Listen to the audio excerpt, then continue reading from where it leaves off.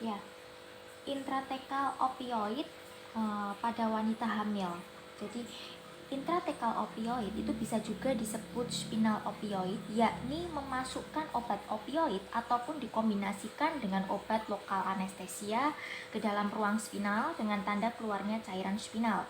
Nah, obat yang dimasukkan ke dalam ruang spinal itu bisa lokal anestesi ataupun campuran lokal anestesi dengan opioid atau narkotik atau opioid atau narkotik saja. Pemberian obat opioid atau narkotik saja itu hanya menghasilkan analgesi, yakni untuk mengurangi rasa sakit dan tidak terdapat efek anestesia.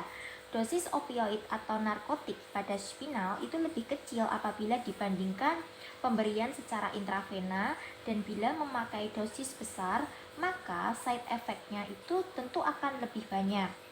Melsa dan Wall tahun 1986 itu mengemukakan sebuah teori bahwa saraf tulang belakang merupakan situs target potensial untuk modulasi rasa nyeri. Pat dan Schneider tahun 1973 itu juga menemukan reseptor opioid dan bisa mengidentifikasi reseptor opioid pada cornu dorsalis di tahun 1977. Nah, pada tahun 1976, Wang untuk pertama kalinya itu menggunakan morfin intratekal pada 8 pasien dengan diagnosa kanker pada daerah genitourinaria, dan sejak itu intratekal opioid itu digunakan untuk menghilangkan rasa nyeri. Teknik dan intratekal itu sangatlah mudah, akan tetapi bila menusuk dura itu akan timbul side effect sakit kepala yang tidak menyenangkan tentunya bagi pasien. Nah, sakit kepala itu sulit dihilangkan dengan obat-obatan, maka pada waktu penusukan itu haruslah dilakukan dengan sangat hati-hati agar jangan sampai menusuk durameter. Kemudian masuk ke bab mekanisme kerja opioid. Jadi opioid itu bekerja sebagai agonis pada reseptor opioid yang tersebar luas di seluruh tubuh termasuk otak, korteks cerebral, talamus, hipotalamus, amigdala, ganglia basalis, batang otak, sistem aktivasi retikular, dan medula spinalis dan jaringan non-neural seperti traktus gastrointestinal. Nah, terdapat 4 reseptor utama opioid, yakni MU, kemudian kappa, delta, dan nonsiseptin. Nah, pada setiap opioid itu mempunyai afinitas yang berbeda berdasarkan jenis reseptornya, dan setiap kelas itu berkaitan dengan terapi khusus dan efek sampingnya. Analgesia yang berasal dari pemberian opioid neuroaksial terutama diperantarai oleh ikatan presinaps dan posinaps dari reseptor MU pada substansia gelatinosa pada cornu dorsalis medula spinalis.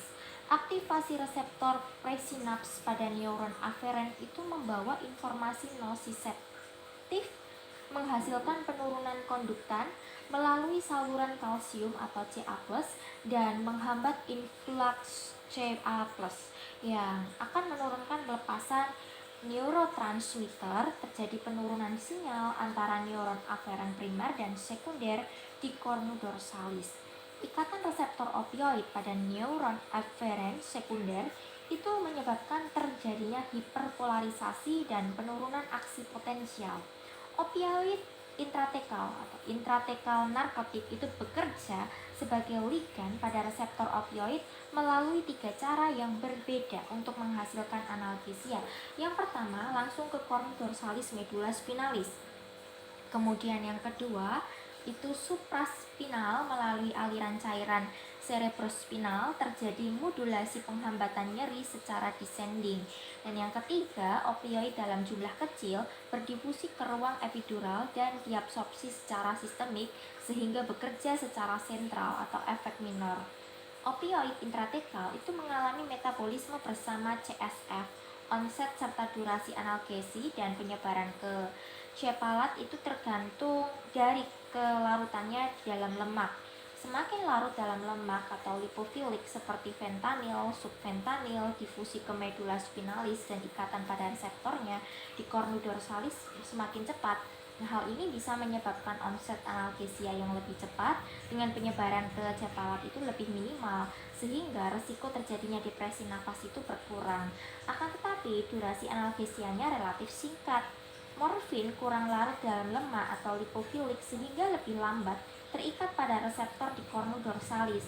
Nah, hal ini bisa menyebabkan onsetnya lebih lambat, akan tetapi durasi analgesianya lebih panjang.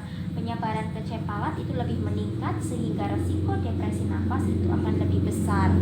Kemudian hal yang perlu diperhatikan pada intratekal atau spinal itu ya, jarum spinal yang dipakai itu sebaiknya kecil. Ya, mungkin 25, 26, 27 untuk mengurangi sakit kepala. Kemudian daerah untuk penusukan di daerah lumbal itu 3 sampai 4 atau 2 sampai 3.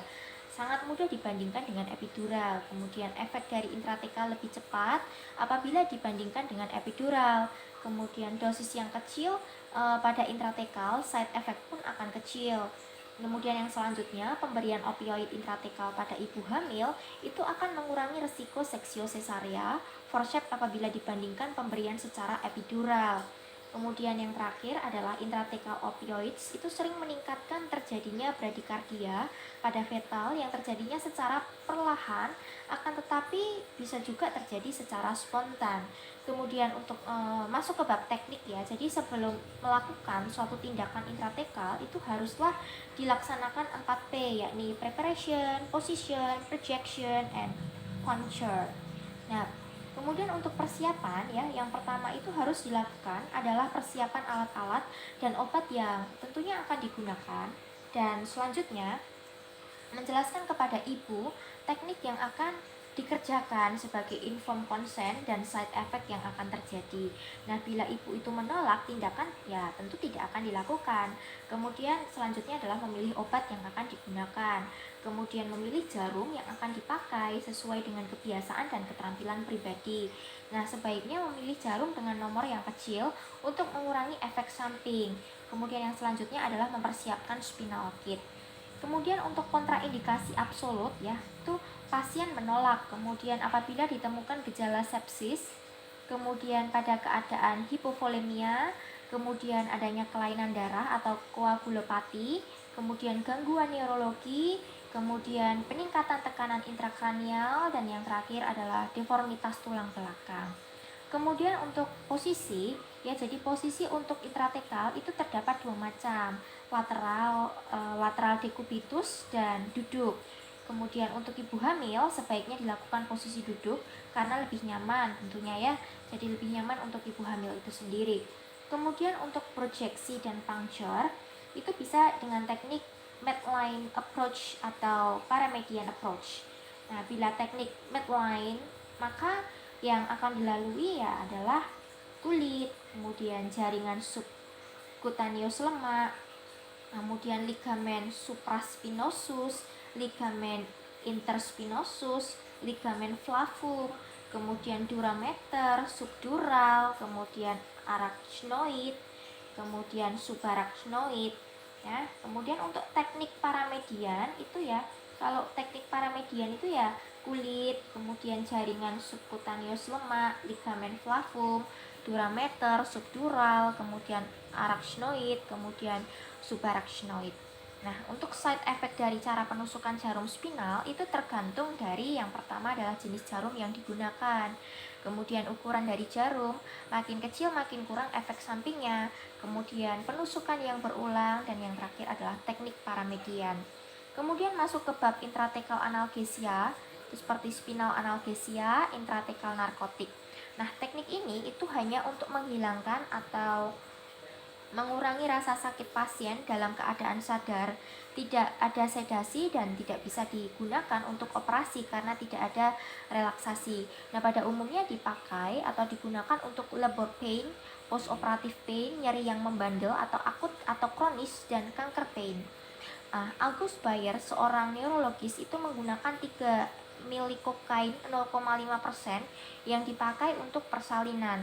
Di tahun 1885, Leopold Corning pertama kalinya itu menggunakan kokain untuk operasi pada anjing. Golongan opioid yang sering digunakan adalah morfin, fentanyl, dan subfentanyl. Kemudian masuk ke bab intratekal analgesia atau intratekal narkotik. Nah, intratekal narkotik itu lebih banyak digunakan apabila dibandingkan epidural analgesia, karena teknik ini itu dinilai lebih mudah dan disukai oleh ibu-ibu hamil. Blokade intratekal opioid atau narkotik selektif pada transmisi sakit yang tidak signifikan, yaitu baik secara simpatis atau motorik. Akan tetapi pasien merasakan signifikan untuk menghilangkan rasa sakit tanpa ada rasa sedasi, hipotensi, atau paralis dari kedua tungkai pada waktu persalinan. Kemudian masuk ke bab fisiologi sakit pada ibu hamil. Rasa sakit pada kala pertama adalah visceral pain akibat kontraksi dari uterus dan dilatasi dari cervix.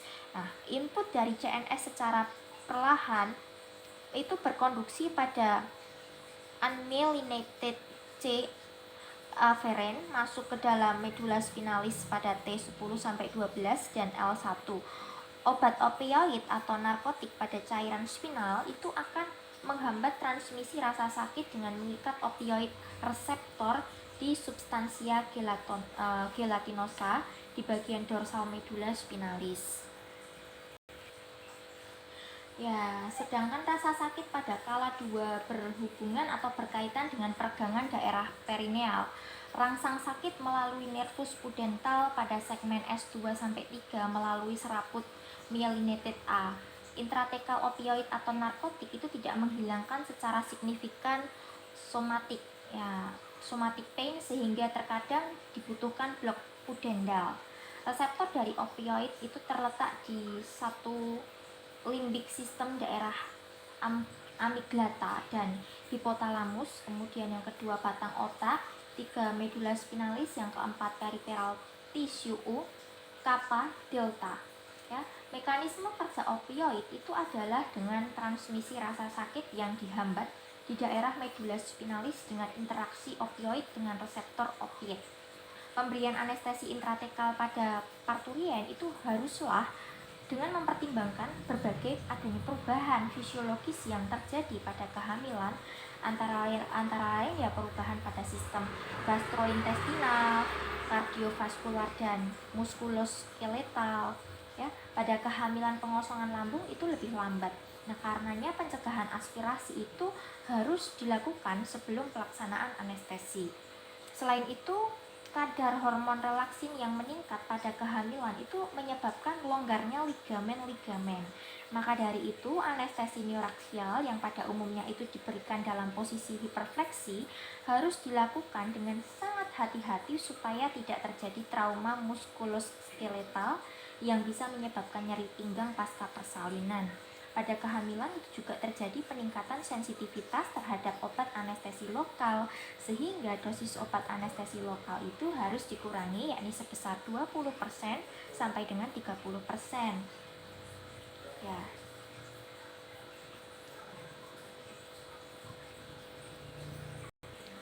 Kemudian masuk ke bab teori yang menjelaskan peningkatan sensitivitas terhadap anestetik lokal selama kehamilan. Yang pertama, ruang epidural yang menyempit akibat pelebaran vena-vena di ruang epidural. Kemudian yang kedua, itu peningkatan tekanan intraabdominal yang meningkatkan penyebaran transdural obat anestetik lokal. Yang ketiga, lordosis lumbal memperluas penyebaran obat anestetik lokal ke arah cepalat. Dan yang keempat, itu progesteron meningkatkan sensitivitas serabut saraf terhadap obat anestetik lokal, ya. Kemudian masuk ke bab opioid. Ya, di tahun 1980 opioid itu digunakan untuk menghilangkan rasa sakit pada persalinan, sedangkan di Rumah Sakit Ottawa pada tahun 1915 itu menggunakan kloroform untuk persalinan. Opioid yang sering dipakai itu adalah morfin yang hidrofilik, sedangkan fentanyl dan sufentanil itu adalah opioid yang lipofilik. Kemudian masuk ke bab fentanyl. Fentanyl adalah derivat fenilpiperidin yang bersifat poten lipofilik, ya, mempunyai onset yang cepat, yaitu 5 menit melalui spinal, kemudian 10 menit melalui epidural, dan relatif berdurasi singkat. Fentanyl tidak menghasilkan metabolit aktif dan sekitar 800 kali itu lebih larut lemak apabila dibandingkan dengan morfin. Half-life eliminasi terminalnya itu 190 menit dan pemberian dosis tinggi yang berulang dapat menyebabkan akumulasi Karena solubilitasnya terhadap lemak yang tinggi, maka fentanyl juga lebih cepat berikatan dengan reseptor opioid di cornu dorsalis. Depresi nafas dan penyebaran kecepalat itu jarang terjadi. Tapi meskipun demikian, durasinya yang singkat itu menjadi kekurangan untuk penanganan nyeri postoperatif sesudah dosis tunggal anestesis spinal.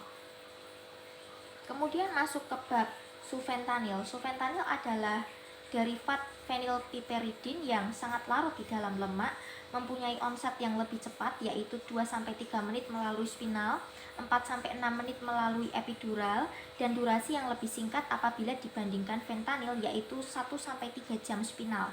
Nah, potensi analgesiknya itu 5-7 kali lebih besar apabila dibandingkan fentanyl dan kelarutan di dalam lemak sekitar 1.600 kali dibandingkan morfin.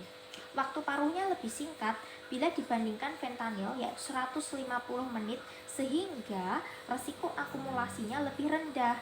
Kelarutan dalam lemak yang tinggi menyebabkan resiko penyebaran kecepalat dan depresi nafas itu lebih rendah. Seperti fentanyl, pemberian spinal untuk analgesia postoperatif juga terbatas karena durasinya yang singkat. Kemudian masuk ke bab morfin ya. Jadi morfin itu adalah derivat fenanteren yang mempunyai sifat hidrofilik dan mempunyai potensi 100 kali lebih lemah apabila dibandingkan dengan fentanyl. Onsetnya lambat apabila dibandingkan opioid lipofilik, yaitu 15 menit melalui spinal, 30 menit melalui epidural. Akan tetapi mempunyai durasi yang lebih lama yaitu sekitar 12 jam sampai dengan 24 jam. Waktu paruhnya ya sekitar 170 menit. Morfin spinal lambat itu berikatan dengan reseptor opioid di cornu dorsalis karena kelarutannya dalam lemak yang rendah, dan opioid bebas yang berada di CSF itu dapat bermigrasi ke supraspinal sehingga menyebabkan depresi nafas yang terlambat. Morfin neuraksial itu memperlihatkan efektivitas yang sama dengan fentanyl dalam hal memperbaiki kualitas analgesia untuk nyeri persalinan, seksio sesaria, dan lebih efektif apabila dibandingkan dosis tunggal fentanyl untuk terapi nyeri postoperatif. Nah, sayangnya insiden mual, muntah, pruritus, kemudian retensi urin, sedasi, dan depresi nafas yang lambat itu baik pemberian melalui spinal atau epidural lebih tinggi apabila dibandingkan dengan fentanyl.